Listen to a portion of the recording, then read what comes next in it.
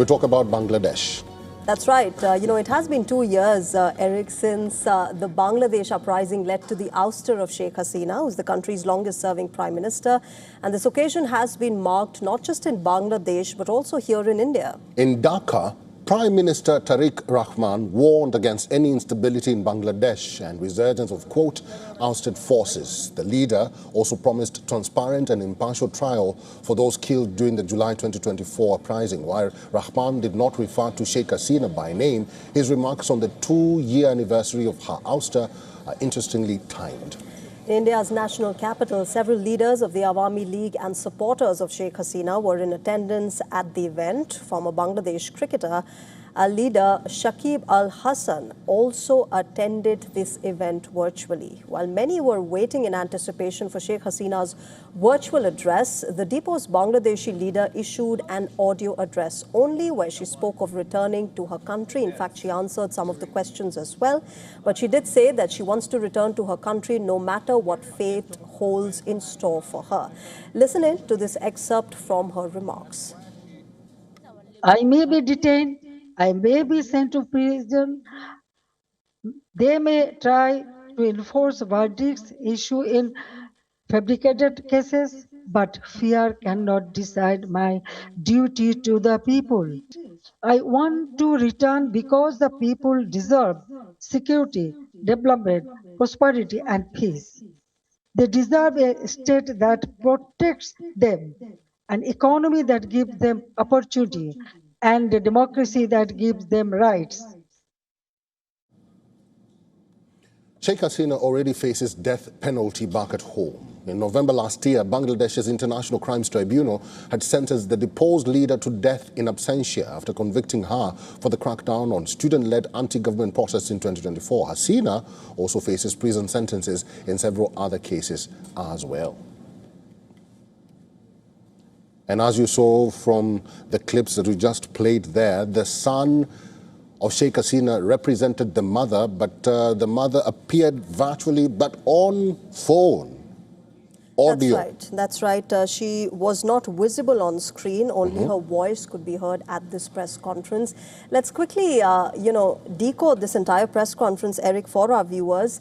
Let me quickly welcome Ambassador Veena Sikri, who is joining us on the broadcast from New Delhi. She's a former Indian diplomat, has several years of serving experience in Bangladesh. She'll be joining us in a short while from now. But as for the press conference, Eric, remember this has been the first virtual press conference that she has addressed here in New Delhi. She's been here for a while. And one of the most important aspects that she and her son Joy talked about was how Bangladesh has been gripped in fear, and they also accused the current regime of using students and emotionally manipulating them to make sure that she is ousted from power and removed from her country. All right, we have Ambassador Veena Sikri with us on the broadcast. Ambassador Sikri, good evening. Always a pleasure to have you on the broadcast with us. Can I start by asking you what you made of the press conference, ma'am? Because there was a lot of accusation that was done on behalf of Sheikh Hasina and her son against the current regime. They also said that, there is fear in the hearts and minds of Bangladeshi citizens today. But one of the things that she kept on repeating throughout her press conference was that she will return to Bangladesh. Do you see this as just a political posturing, or do you see some kind of confidence? And the reason, perhaps you could explain to us, why does she have that confidence that she will be able to return to her country? Because once she lands there, she, an arrest awaits her. Yes, thank you. I think that the press conference was actually quite an electrifying event. She was very firm and clear in what she said. Her son also spoke. There were other speakers as well. But of course, Prime Minister Sheikh Hasina was the heart and soul of the press conference. And what was electrifying was that she agreed to answer questions. After making her statement, there were a lot of people there in the audience who wanted to ask questions. All the international media were there, the leading Indian channels were there, everyone was there, and they were all keen to ask questions. So she decided to answer the questions. And at one point, one thought that only her son Sajib would answer on her behalf, but suddenly she came in and she started answering the question. So you're right, she has expressed her complete determination to return to Bangladesh. She said that I will go back because I must go and be with my people. And she enumerated all the difficulties that the people are facing because, for example, the large number, 10,000 Awami Leaguers, according to Prime Minister Sheikh Hasina, have been killed. Another tens of thousands have been arrested and put in jail. A lot of the Awami League leaders are still in jail, and former ministers have actually died during their stay in jail. There is no rule of law because, there's no FIR being filed. There are murder charges, but no evidence, no FIR, no bail being given. So it's a completely, shall I say, a society that has closed in on itself. There is no freedom of any kind. Even the media is not free at all. For example, we know that once this press conference had been announced, the Bangladesh government tried to stop it, but when they received the reply from went ahead. But we know that the Bangladesh media banned any coverage. Ambassador, before you move on, now that you've brought the government of Bangladesh and their comments, the Prime Minister did issue a warning. It was not a direct warning, but an indirect warning to those leaders who have been deposed in Bangladesh, warning them not to return to the country. Do you think Sheikh Hasina will heed to that warning? No, according to what she said today, she is determined to go back. She is determined to go back. She said that she will go back and face any consequences. She is prepared to surrender to the court.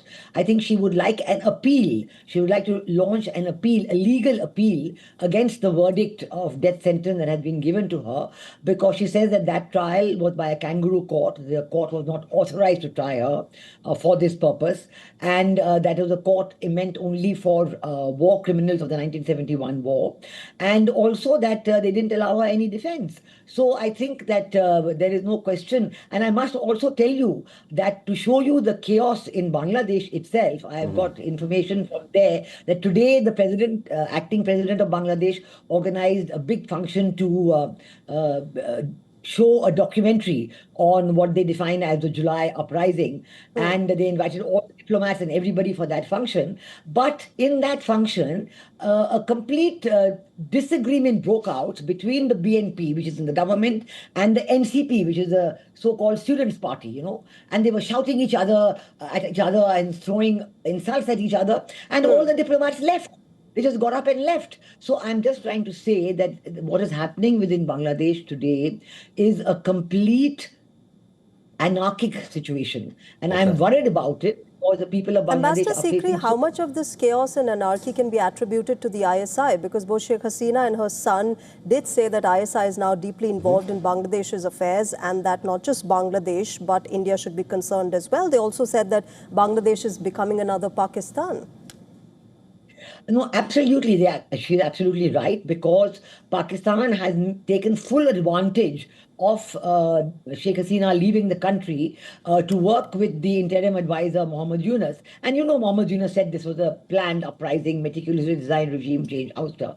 And Pakistan is trying to go back to a pre-1971 situation. They are embedding themselves with the Bangladesh army, etc.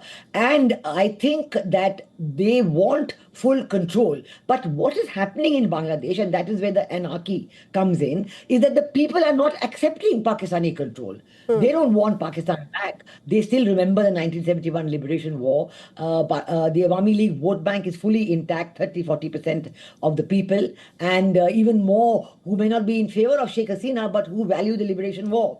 So those people are not going to quietly accept a rule by Jamaat-e-Islami or by Pakistan or by anybody who doesn't value the Liberation War. Okay. Now, today, for example, in Bangladesh, the Prime Minister of Bangladesh has inaugurated a museum dedicated to the July uprising. But that is really sarcastic, because it was not an uprising. It was a regime change operation. And the people who, among the very same people who are in government today, the people who shot dead policemen, Ambassador, and who publicly...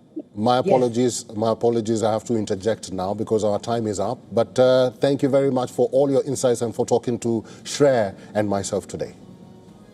Thank you. Thank you.